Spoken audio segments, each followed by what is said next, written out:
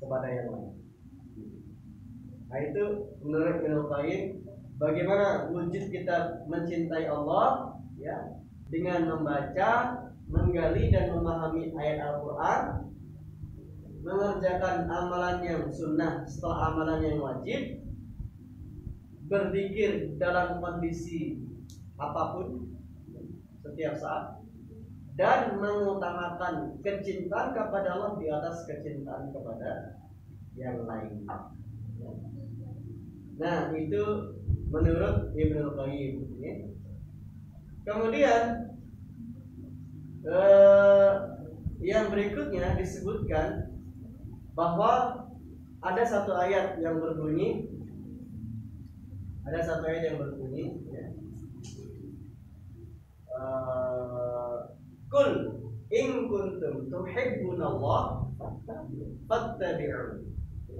In kuntum tuhibbunallah fattabi'un yuhibbukum. Jadi ada ayat yang berbunyi in kuntum tuhibbunallah. Kalian mencintai. Ya. Kuntum tuhibbunallah fattabi'un. Jika kalian mencintai Allah, fattabi'uni, maka ikutilah sunnah. Ikutilah sunnah. Sehingga ini menjadi satu ayat yang menjadikan bahwa di antara perwujudan kita mencintai Allah adalah dengan cara kita mengikuti sunnah-sunnah Nabi. Dengan cara kita mengikuti sunnah-sunnah Nabi, itu kemudian kita akan mendapatkan cintanya Allah. Sehingga ayat berikutnya yuhibbukumullah, Allah akan mencintai kamu. Ya, maka inilah yang kemudian menjadi satu catatan bagaimana kita mencintai Allah. Dan cinta kita jangan sampai ketika mencintai sesuatu itu melebihi cinta itu dengan Allah Subhanahu wa Ta'ala. Nah, kemudian yang selanjutnya tadi yang kita sebut di antara bentuk cinta kepada Allah itu adalah senantiasa memperbanyak mengingatnya. Senantiasa memperbanyak berzikir, menyebut namanya. Orang kalau sedang jatuh cinta, asmara gitu, pasti selalu ingat orang yang dia cintai. Jadi dulu pernah jatuh cinta ya? Lewat. Sebelum nikah itu pernah jatuh cinta ya? Lupain tadi. Jadi dulu ketika kita sebelum menikah dengan pasangan kita ini ya, kita selalu saja kapan saja, di mana saja, belum tidur, setelah tidur, lagi makan, sampai ada lagunya ya. Ingat kamu ya. Jadi selalu mengingat orang yang kita cintai, selalu mengingat orang yang kita cintai, orang yang kita sayang. Maka demikian juga ketika kita mencintai Allah, berarti kita harus selalu memperbanyak menyebutnya, mengingatnya. Dan mengingat Allah dalam bentuk kita berzikir, melafal zikir.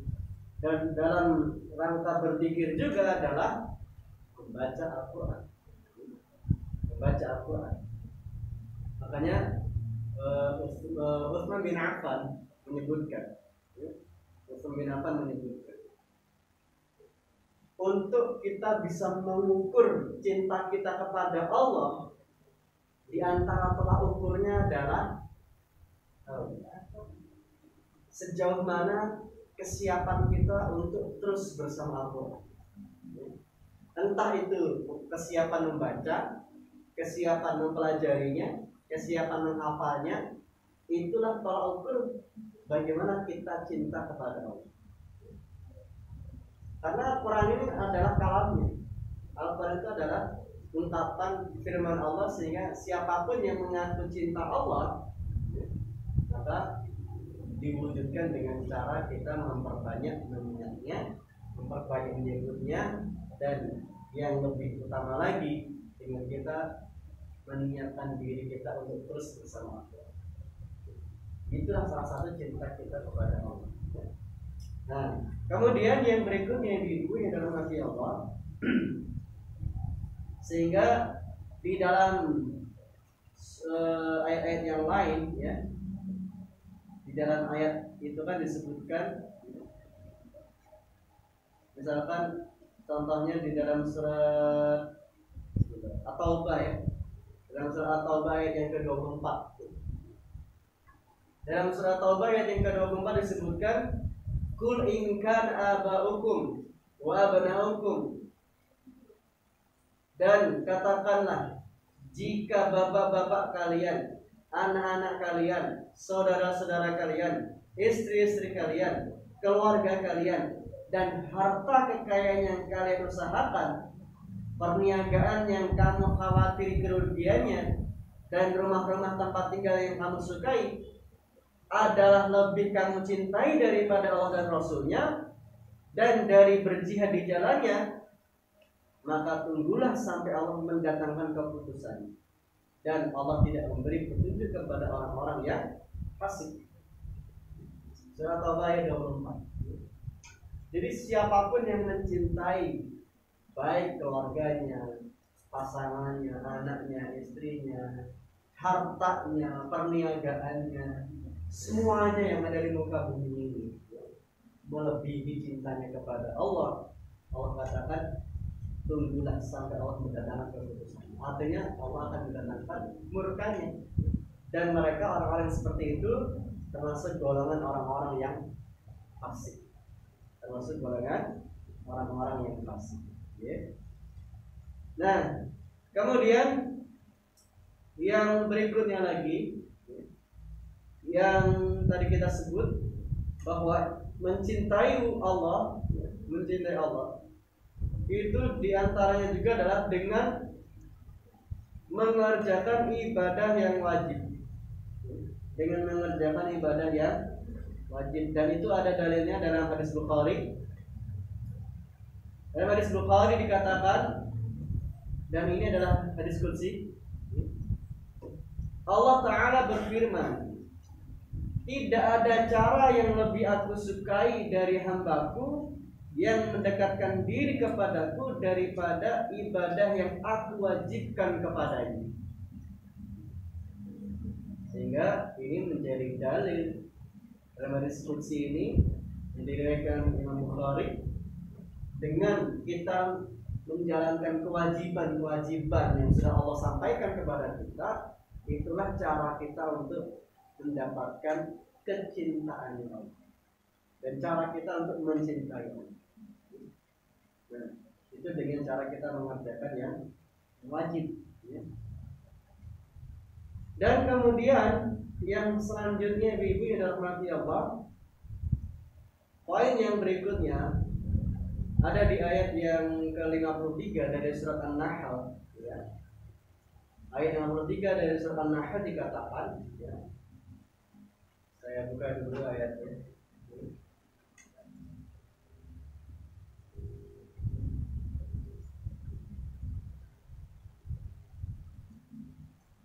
Nah, Allah berfirman, "Wa ma bikum min ni'matin fa min Allah.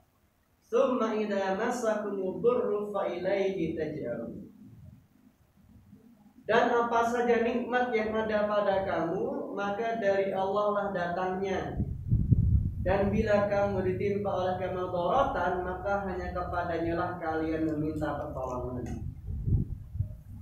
Nah, sehingga ini menjadi catatan juga bahwa Allah mencintai kita ini dengan diantaranya ya memberikan ujian, baik ujian nikmat maupun ujian keburukan. Nah, adapun ayat ini dikatakan wa ma bikum min ni'matin fa min Allah. Adapun nikmat yang kita dapat itu semuanya dari Allah. Tapi ketika ada kemudaratan, ada bahaya, ada kesulitan, maka hanya kepada Allah kalian meminta pertolongan. Sehingga bentuk Allah mencintai seseorang itu dengan ujian. Makanya Dalam hadis Nabi disebutkan, Innallaha idza ahabba qauman ibtalam. Allah ketika ingin mencintai hambanya, maka Allah menguji dulu. Dan ujian itu dalam satu ayat dikatakan wa nabluukum bisyarri wal khairi fitnah. Ya. Ujian itu berupa khair, ya, lapangan rizki, harta yang melimpah, wal fitnah dan wasyarr. Wa nabluukum bil khairi wasyarri fitnah. Dan juga keburukan, kesulitan, kelaparan, kemiskinan, dan juga ujian. Maka semuanya ternyata menjadi ujian bagi kita. Lebih-lebih ujian kesempitan. Itu juga kemudian kita bagaimana menjadikan diri kita orang-orang yang sabar, dan dengan begitu Allah akan menurunkan cintanya untuk kita. Sehingga siapapun yang mengeluh dengan kesulitan, dengan himpitan hidup, bahkan mereka bunuh diri, maka seakan-akan mereka menganggap bahwa Allah tidak ada. Makanya dosa besar orang yang membunuh diri dan Allah janjikan neraka.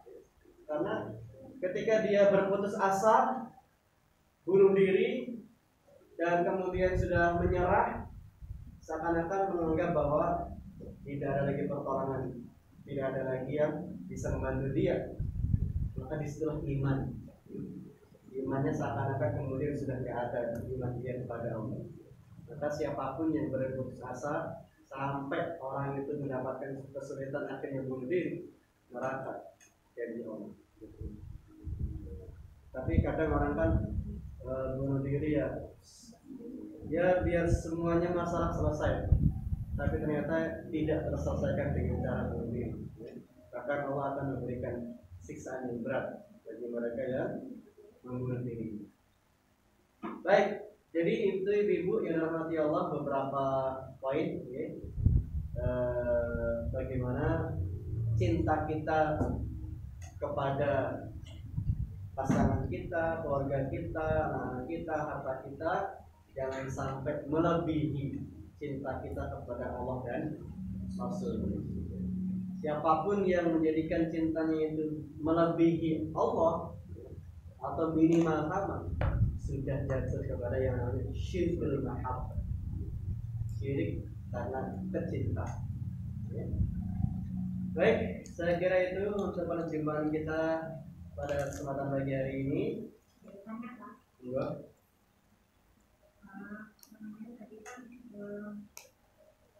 Bagaimana rasa syukur cinta kita kepada Allah tadi Ustaz.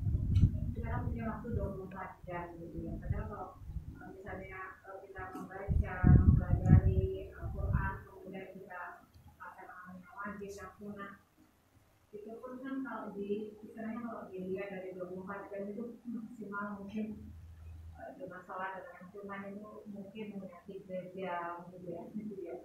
Kemudian dibandingkan dengan urusan yang dunia gitu, bagaimana kita bisa menyatakan bahwa kita lebih mencintai Allah gitu, padahal dari 24 jam itu lebih banyak urusan dunia gitu kan. Ya. Maka yang paling utama adalah aktivitas apapun yang kita lakukan, bahkan bekerja mencari harta dunia, yang paling utama adalah bagaimana menjadikan semua yang kita lakukan itu bermakna ibadah. Ya. Maka niat kita ketika kita berangkat bekerja, mencari nafkah, mencari rezeki, bukan hanya sekedar mencari duit, tapi ini adalah bentuk ibadah kita kepada Allah. Niatnya ibadah, karena menafkahi keluarga, menafkahi anak istri kan ibadah. Jadi ada niat, dikondisikan, disertai dengan niat yang benar, niat ibadah. Kita makan, ya, juga harus diniati dengan ini ibadah. Dengan kita membaca bismillah, semoga dengan kita makan kita bisa melaksanakan kewajiban, melaksanakan sholat sunnah, bisa baca Quran, tidak loyo, tidak lemes karena kita makan. Jadi dengan aktivitas yang kita lihat ini dalam tanda kutip duniawi sekalipun, yang paling utama adalah bagaimana menyertakan Allah dalam setiap aktivitas kita. Makanya Bagaimana menyertakan Allah dalam setiap aktivitas kita? Minimal sebelum beraktivitas adalah baca Bismillah.